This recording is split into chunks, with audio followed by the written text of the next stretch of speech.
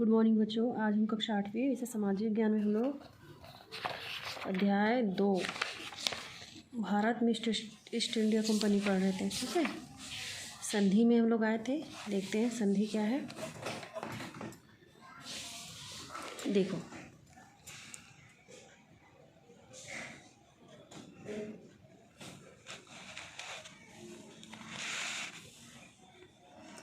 तो यहाँ संधि की शर्तें क्या क्या थी। 1 2 3 4 5 संधि की शर्तें दी गई हैं। ठीक है, देखते हैं पहला संधि की शर्त क्या थी यहाँ पे कि सहायक संधि स्वीकार करने वाले, है ना, सहायक संधि स्वीकार करने वाले प्रत्येक राज्य को अपने पास क्या करना है, अंग्रेज सेना रखनी पड़ती थी, जिसका खर्च राज्य को ही क्या करना पड़ता था, उठाना पड़ता था, है ना। इस संधि के मुताबिक क्या था, प्रत्येक राज्य को क्या करना, अपने पास अंग्रेज सेना रखनी पड़ती थी, लेकिन उसका खर्च कौन उठाता था, राज्य स्वयं। अंग्रेज नहीं उठाते थे उसका खर्च। ठीक है, दूसरा शर्त था इसमें संधि की थी अपनी सेना से अंग्रेजों के अतिरिक्त सभी यूरोपीय लोगों को हटाना क्या था, आवश्यक था। ठीक है, तीसरा इसमें था कि एक अंग्रेज रेजिडेंट यानी प्रतिनिधि रखना आवश्यक था, जिसकी सलाह से वे शासन कर सकते थे। चौथा था कि अन्य देशों से कूटनीतिक संधि करने के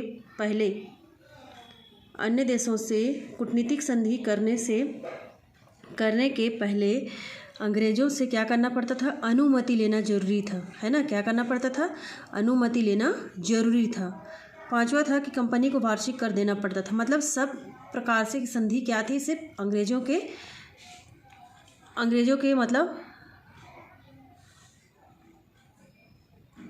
पक्ष में थे, है ना। मतलब सब क्या था, उसके अंग्रेजों के पक्ष में ही पूरी संधि की गई थी। तो वेलेज़ली ने अपनी सहायक संधि का क्रियान्वयन सबसे पहले क्या किया, हैदराबाद के निजाम से, फिर अवध के नवाब से किया।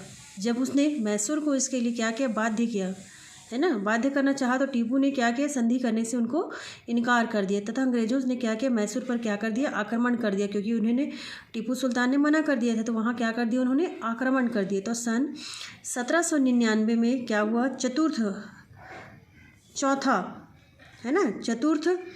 अंग्रेज मैसूर युद्ध में बहादुरी पूर्वक क्या हुए, लड़ते हुए टीपू वीरगति को प्राप्त हुए। मतलब टीपू सुल्तान की मृत्यु हो गई।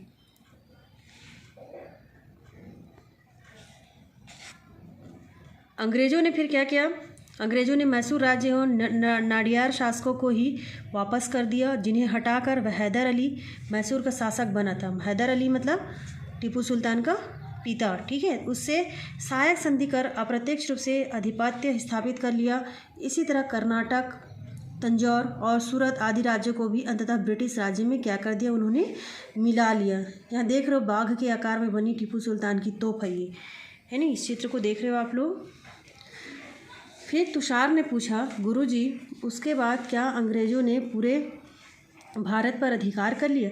तब गुरुजी बोले, नहीं, ब्रिटिश शासन के सामने अब मराठा शक्ति ही शेष बची थी। सारी शक्तियाँ तो खत्म हो चुकी थी, अब कौन बचा हुआ था, मराठा।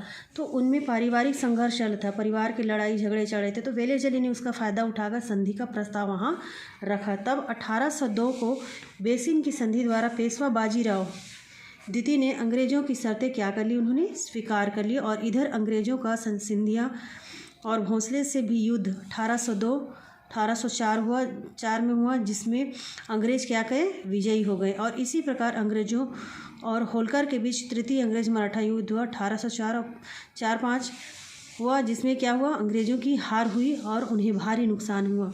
इसी तरह अंग्रेज़ों ने सिंधिया और गायकवाड़ को भी संधि करने के लिए विवश कर दिया। मतलब इस पर जो संधि बनाए गए थे 5 संधि, उसको सबको मानने के लिए बाध्य कर रहे थे, और नहीं मानते थे तो क्या कर देते थे, वहाँ पे वो आक्रमण कर देते थे। ठीक है, फिर आर्य ने पूछा कि गुरुजी क्या सभी राज्यों ने उनसे इसी तरह संधि कर ली? तब गुरुजी ने बताया, नहीं, ऐसी बात नहीं है। इन अपमानजनक संधियों के कारण मराठों का स्वाभिमान पुनः जागने लगा। अब ये अंतिम और निर्णायक युद्ध लड़ने के लिए क्या करने पड़े, तत्पर हो गए। फलतः चतुर्थ मतलब चौथा आंग्ल मराठा युद्ध 1817-1818 प्रारंभ हो गया। इस युद्ध में क्या था, पेशवा होलकर और भोंसले की संयुक्त सेना का पराजय का सामना करना पड़ा, और मराठा शक्ति का यहाँ पे क्या हो गया, अब अंत हो गया।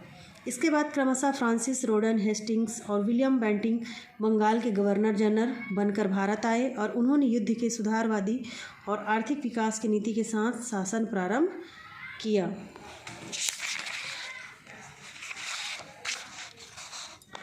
फिर अरबाब ने पूछा, गुरुजी आर्थिक एवं सामाजिक विकास की नीति को समझाइए। तब गुरुजी बोले कि विलियम बेंटिक की गणना सुधारक गवर्नर जनरल के रूप में की जाती है।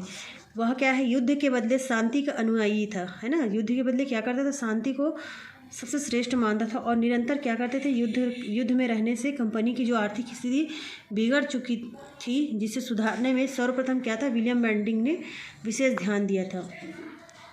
उसने सैनिकों की संख्या एवं प्रशासनिक व्यय में कमी की। उसने उच्च पद पर भारतीय अधिकारियों की नियुक्ति की और राजस्व वसूली करने के लिए उसने टोडरमल की बंदोबस्त व्यवस्था को अपनाया और 30 वर्षों के लिए क्या किया गया, उसको लगान निश्चित करवाया। मतलब 30 साल के लिए उसको सिर्फ लगान निश्चित करवा दिया कि कितना उनको देना है। तो उसने क्या किया, उसने सामाजिक सुधार में विशेष ध्यान दिया और प्रमुख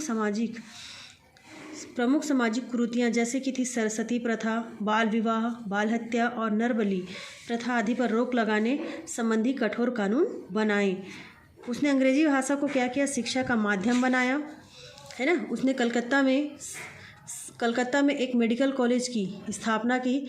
उसने सन 1831 में एक कानून पास करवाया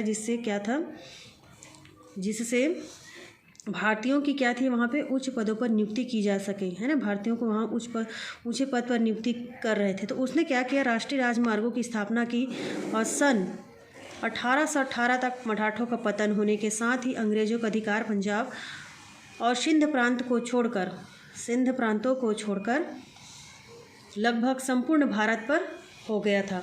अब तक भारत में कंपनी के सभी विरोधी समाप्त हो चुके थे। इसलिए क्या कहते हैं, कंपनी को प्रशासनिक सुधारों की ओर ध्यान देने का अवसर मिला और इन दिनों यूरोप में इंग्लैंड और रूस के बीच तनाव चल रहा था। दोनों के बीच लड़ाइयाँ चल रही थी, है ना। और अंग्रेज़ों को क्या कहता था, डर था कि रूस अफगानिस्तान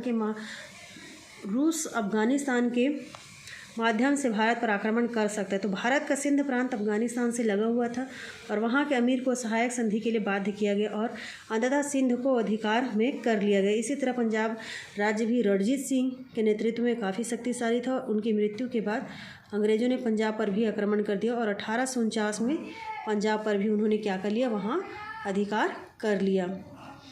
फिर क्या था वहाँ पे कि उसी समय लॉर्ड डलहौजी भारत का गवर्नर जनरल